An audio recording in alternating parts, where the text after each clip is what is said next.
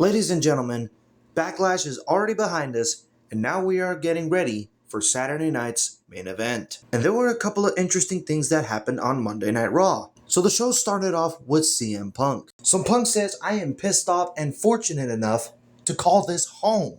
And now the dust has been settled from WrestleMania. I waited a couple of weeks, I've had some injuries, hurt feelings, but I still can't take the fact that I am pissed off. I got a lot of enemies, but I can name a couple of people who I'm pissed off at. The person that I am most pissed off at is me.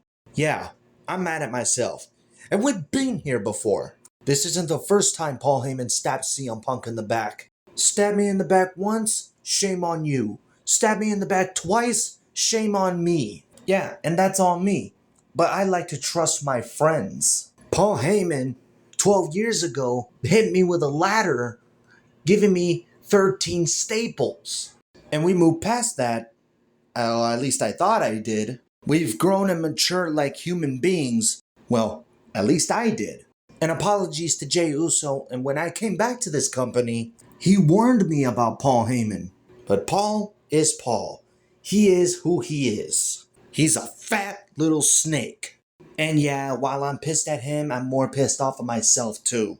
I'm also mad at that Team CM Punk Seth Rollins. I'm gonna get my hands on all of them. What confuses me is that we all know how this ends. We've been here before. We've been to this journey together. And Paul Heyman, you know how this ends. And I can't wait to get my hands on your fat neck so I can squeeze it just to see your eyes pop out.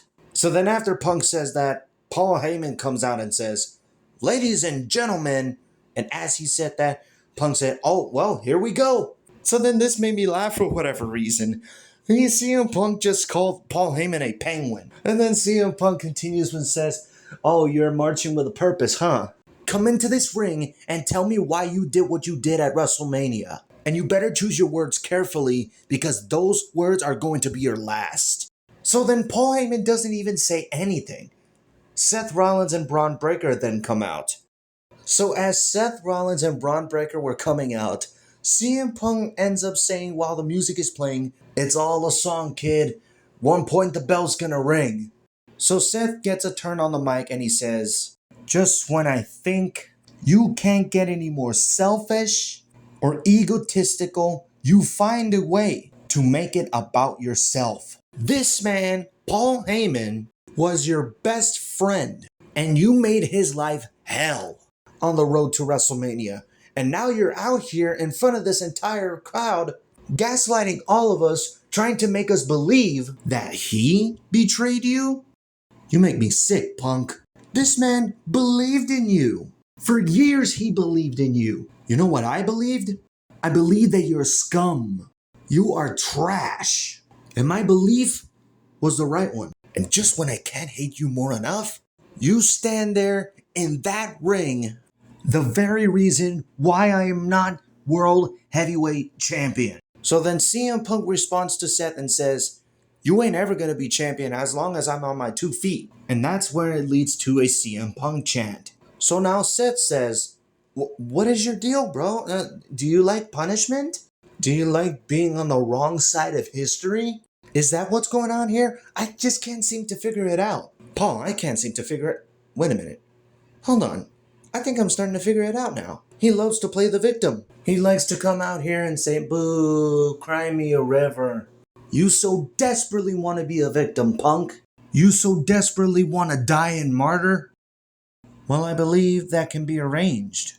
Well, I hope you prepare for your last words. And after his speech, Seth Rollins sends Braun Breaker to the ring to fight CM Punk. And then CM Punk just makes fun of Braun Breaker. Are you going to be a good little doggy or are you going to bite? That's exactly what he said. Oh my God, it made me laugh. So Punk and Braun Breaker started fighting. Braun Breaker takes CM Punk into the corner, pouncing at him in the midsection, knocking Punk down. And as CM Punk and Braun Breaker were fighting, Seth Rollins steps in the ring. So then after Braun Breaker was done with CM Punk, it looked like Seth Rollins was going to get his hands on Punk. But then Punk started fighting back. Punk now goes after Seth, but Braun Breaker ended up stopping him. It was a 2-on-1 beatdown on CM Punk until Sami Zayn comes in and evens the odds. But even that wasn't enough. So as Braun Breaker was beating down Punk, Seth Rollins goes to Paul Heyman and asks for a steel chair. Paul Heyman gives him the chair. Seth was about to strike Punk with the chair, but then Jey Uso comes in for the save. But once again, Braun Breaker coming from behind to attack Jey Uso, and it what led to Seth Rollins to attack Jey Uso. But then Sami Zayn and CM Punk got chairs and chased out Seth Rollins, Braun Breaker, and Paul Heyman. As Raw was going on Netflix, this announcement was made. At Saturday night's main event, it'll be a tag team match between Seth Rollins and Braun Breaker versus CM Punk and Sami Zayn. So then we go to later on in the show, Seth Rollins, Braun Breaker, and Paul Heyman were in the locker room. Seth tells Braun Breaker, "They think that I underestimated them. They think they got the shot. They don't know what I am capable of." So then Seth Rollins and Braun Breaker stand up. Seth Rollins whispers something to Braun Breaker's ear. What was it? That's what led to the end of the segment. So then we go even more later on to the show. A backstage interview got interrupted by Braun Breaker attacking Jey Uso backstage. Which, by the way, Jey Uso was in a promo with Gunther. That's right, Gunther confronted Jey Uso. Gunther tells Jey Uso, "Whoever wins between you and Logan Paul at Saturday night's main event, they will face me for the World Heavyweight Championship in 4 weeks." So doesn't this mean that Jey Uso is beating Logan Clown at Saturday night's main event? I hope so, because I do not want to see that clown as the champion. So then I want to move on to the main event. It was a tag team match in the women's division. It was Rhea Ripley and Io Sky versus Julia and Roxanne Perez. Now this feud has been going on for weeks ever since the Raw after WrestleMania. And this match was going to conclude this feud. Well, at least I hope it does. It's all what happened at the end of the match.